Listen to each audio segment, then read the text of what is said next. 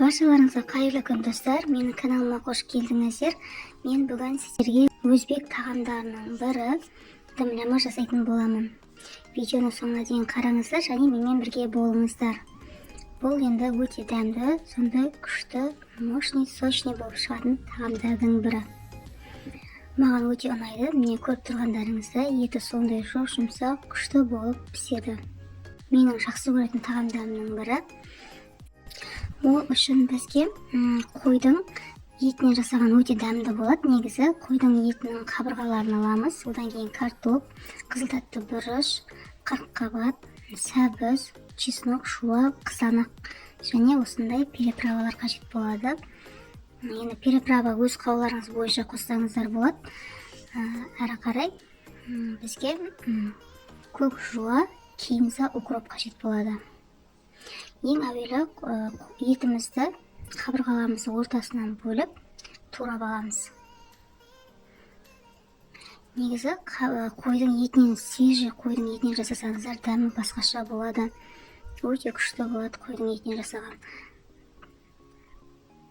Дәмді болып шығады. Етімізді турап аламыз. Одан кейін әрі қарай барлық көкөністерді турап дайындап аламыз. Қызыл тәтті бұрышымызды, балдар бұрышын осылай ірі етіп турап аламыз. Одан кейін жуамызды да домалақ етіп тураймыз.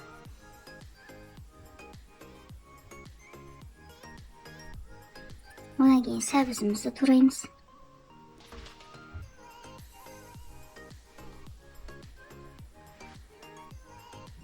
Қызанағымызды тураймыз.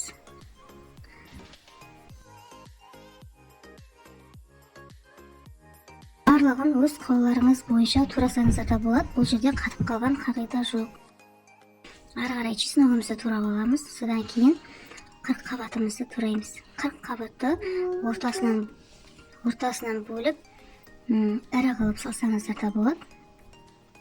Мен осылай арасын ашып, осылай турап алдым, дайындап алдым.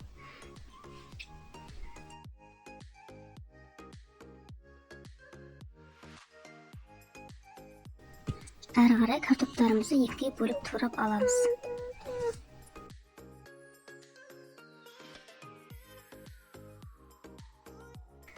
Содан кейін укроп, кинзаларымызды тураймыз. Менде укроп болмады, көк жуа мен кинза ғана турадым.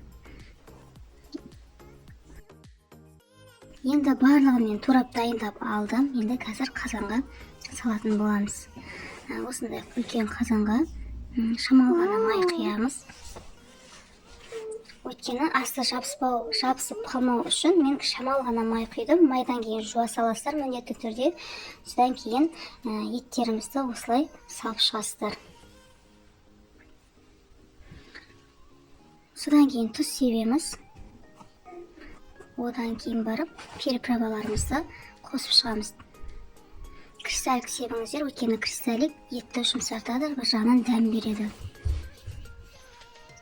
Араларына чесноктарымызды саламыз. Куркума саламыз. Одан кейін кептірілген укроп салдым. Менде өйткені свежий укроп болмағаннан кейін кептірілген укроп салдым. Қызыл ащы бұрыш қоссаңыздар да болады, қоспасаңыздар да болады. Енді әрі қарай жуаларымызды осылай салып шығамыз. Содан кейін сәбіздерімізді саламыз.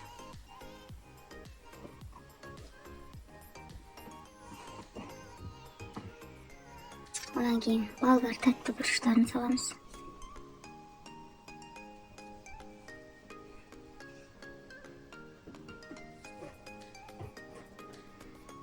Содан кейін барып картоптарымызды саламыз. Қазаның асты жағулы тұр менде. Отты жағып қоясыздар. Қатты қажып қоймайсыздар. Орташа отта қоясыздар. Араларына чесноктарымызды саламыз. Содан кейін шамалап тұз себеміз. Одан кейін кинза мен жуамызды саламыз. Содан кейін барып қызанақтарымызды салып шығамыз. Мінекей достар, қызанақтардың барлығын салып болды. Көкөністердің бәрін енді соңында барып қырыққабатымызды қабатымызбен бетін жауып шығамыз.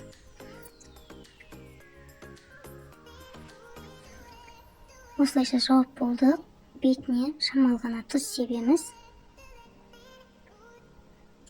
Содан кейін барып, қақпағын жауып 2 сағаттай жай отта пісіретін боламыз. Неке достар, менде 2 сағаттан аса уақыт өтті. Біздің тағамымыз осындай күшті, әдемі болып шықты. Енді иісін айтып жеткізу мүмкін емес. Міндетті түрде өздеріңіз жасап көріңіздер. Менің рецептіммен жасап көрсеңіздер болады. Өте дәмді, керемет болып шығады. Осылайша ыдысымызға дәмлама тамағымызды түсіріп аламыз. Бұл тағамды даладағы ошақта пісірсеңіздер өте күшті болып шығады. Дәмі басқаша, ерекше болады. Міндетті түрде жасап көруге кеңес беремін. Мен өзім солай жасағанмын. Күшті болып шықты. Неке достар, біздің дәмлама тамағымыз дайын. Өз қалауларыңыз бойынша бетіне жуа немесе үкіп сеуіп әзірлесеңіздер болады. Ал біздерге ас болсын. Менімен бірге болғандарыңыз үшін көп рахмет. Сіздермен бірге болған Ардақ. Келесі кездескенше сау болыңыздар. Айтпақшылай, менің каналыма тіркеліп, лайк басып, комментарий жазуды ұмытпаңыздар. Және де рецептерім сіздерге ұнап жатса, достарыңызбен бөлісіп қойды да ұмытып кетпеңіздер.